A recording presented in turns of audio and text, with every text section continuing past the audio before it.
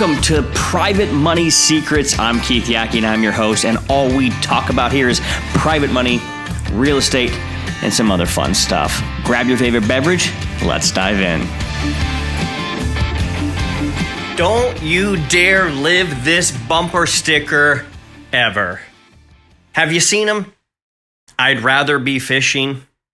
I'd rather be kayaking. I'd rather be having sex with your mom. Oh, wait, no, maybe that's not the bumper sticker. Okay, but regardless, the point is the same. If you're saying in your life, I would rather be somewhere else than what you're doing or who you are right now, that is a trigger.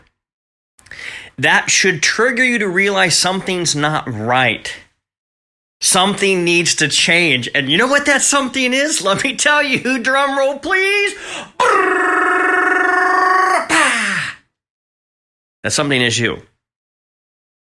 It's either changing the way you think, it's changing the way you act, or it's changing the way you feel.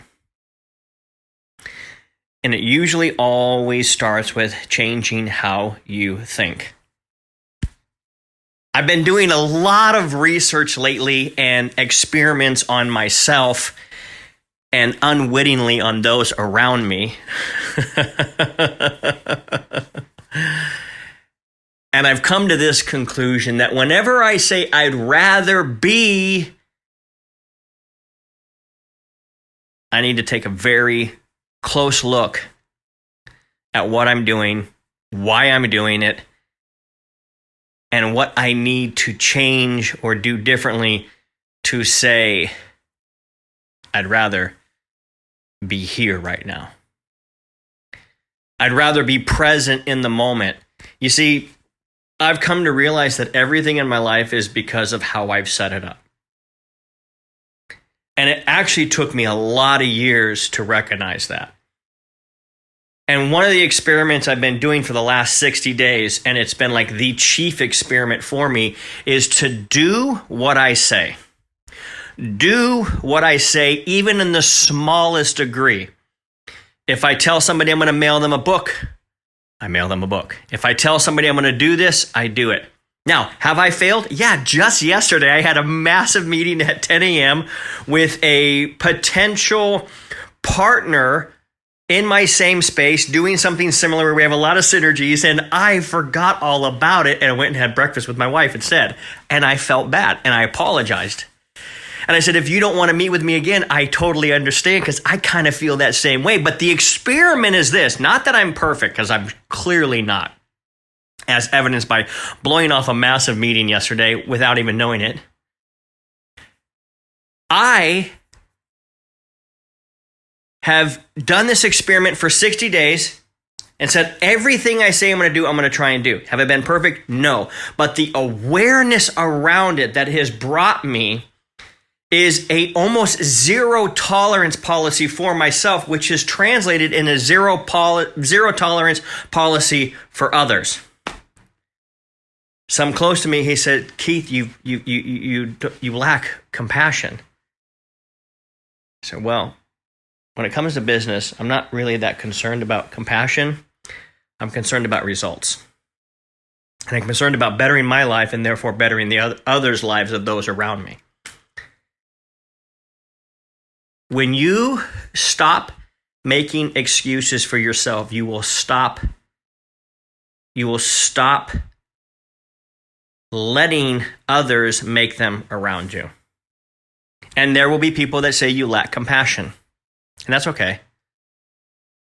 I'm not worried about being the most compassionate person in the world. But you know what that really was?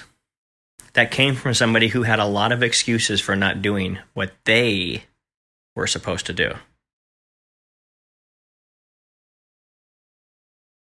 So two things. Number one, we're all really good at making excuses and not doing what we say. This 60-day discovery has shown me where I have dropped the ball on a number of occasions. Getting shit to my team on time. I've dropped the ball on that in the last 60 days.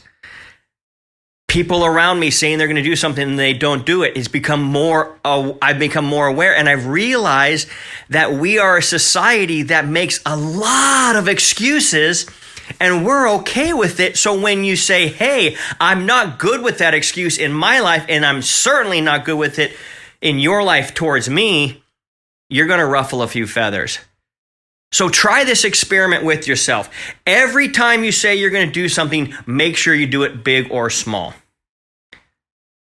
How small, Keith? Well, if you tell your daughter, hey, listen, I'm going to finish watching this for 5 minutes and then I'm going to go outside and play with you, it better not be 10 minutes. It should be 5. What this does is it recalibrates your brain that, A, you get very slow to agree to anything. Very slow. Because you're like, if I say I'm going to do it, I better fucking do it. And you start to realize that there's so much room to make up. There's so much room for growth in the inconsistency of your word into your action. Think about it. Leadership is influence. Influence is when somebody says to do something, they do it. So leadership and influence over yourself, self-control, control over oneself, has to do with what? If you say you're going to do something, do it!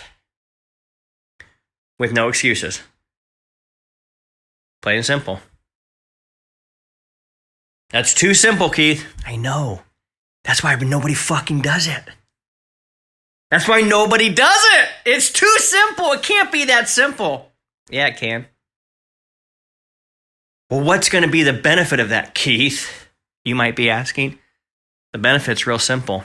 You'll have more personal power within your heart, within your mind, and within your body and your life than you've ever experienced in your entire life.